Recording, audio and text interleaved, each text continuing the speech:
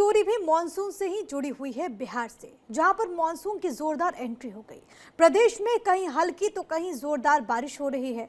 भारी बारिश के बीच बिहार में पुल गिरने का सिलसिला थम नहीं रहा। बिहार में भारी बारिश के बीच लगातार गिर रहे पुल को लेकर सियासत तेज है। कुछ तस्वीरें इस वक्त आपकी टीवी स्क्रीन पर है। 3 जुलाई 5 पुल धराशायी। बिहार में 3 जुलाई को 5 पुलों ने जल समाधि ले ली थी। मतलब एक दिन में एक एक करके 5 पुल पानी में समा गए। बिहार के 3 जुलाई को सिवान में 3 पुल और छपरा में 2 पुल टूटे। ये तस्वीरें आपकी टीवी स्क्रीन पर। जबकि 4 जुलाई की सुबह छपरा में एक और पुल धड़ाम हो गया।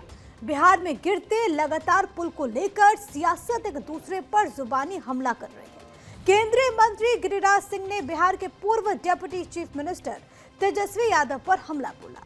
तेजस्वी यादव के आरोपों पर हमला करते हुए गिरिराज सिंह ने कहा कि तेजस्वी यादव विदेश में बैठकर ट्वीट करते हैं, उनको ज्ञान नहीं है, वो विदेश में जश्न मना रहे हैं।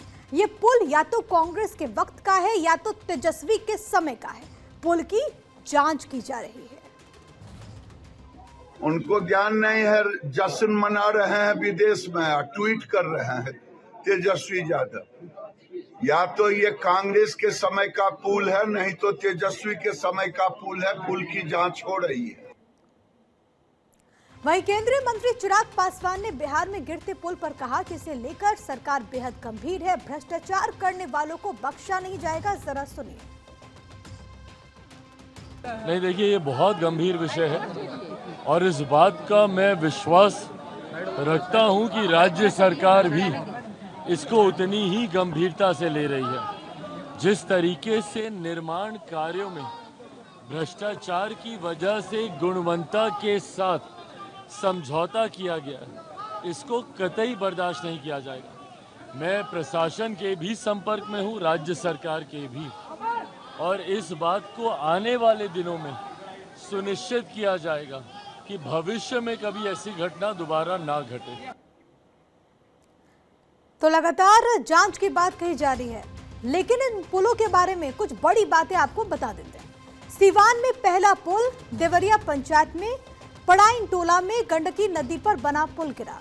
बताया गया कि यह पुल तकरीबन 30 से 40 साल पुराना था। ग्रामीण ये कह रहे हैं कि निर्माण के बाद कोई देखरेख नहीं हुई, जिसकी वजह से पुल गिर गया।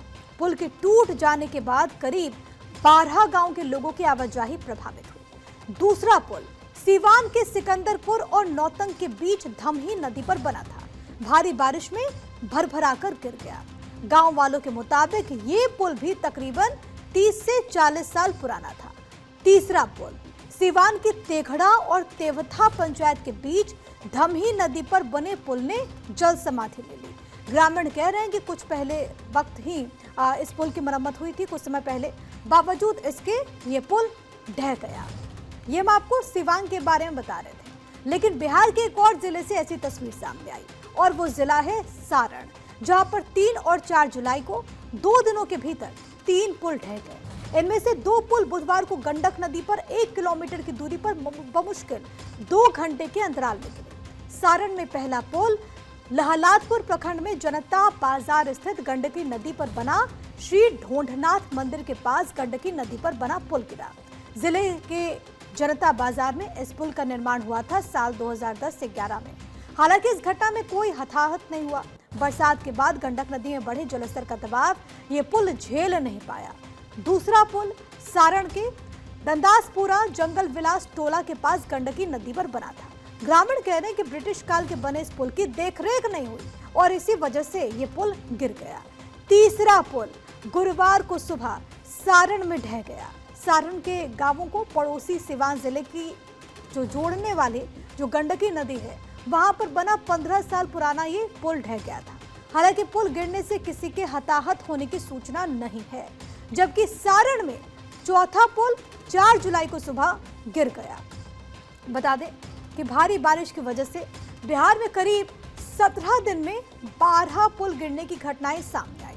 18 जून को अररिया में 12 करोड़ की लागत से बना पुल गिरा था।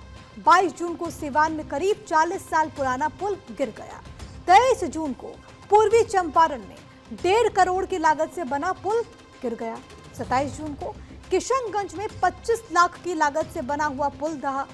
28 जून को मधुबनी में 3 करोड़ की लागत से बना पुल गिर गया। 3 जुलाई को सिवान में 3 पुल और सारण में 2 पुल गिरे। 4 जुलाई को सारण में 1 और पुल गिर गया। तो बिहार के कई जिलों में भारी बारिश हो रही है, कई इलाके जलमग्न हैं, लेकिन पुलों के गिरने से कई सवाल हैं जो कि सरकार पर उठ रहे हैं। हालांकि कई सारी कार्रवाइयां भी देखने को मिली, लेकिन इन सब के बावजूद इस वक्त इन गिरते हुए पुलों के साथ बिहार की सियासत बेहद तेज है।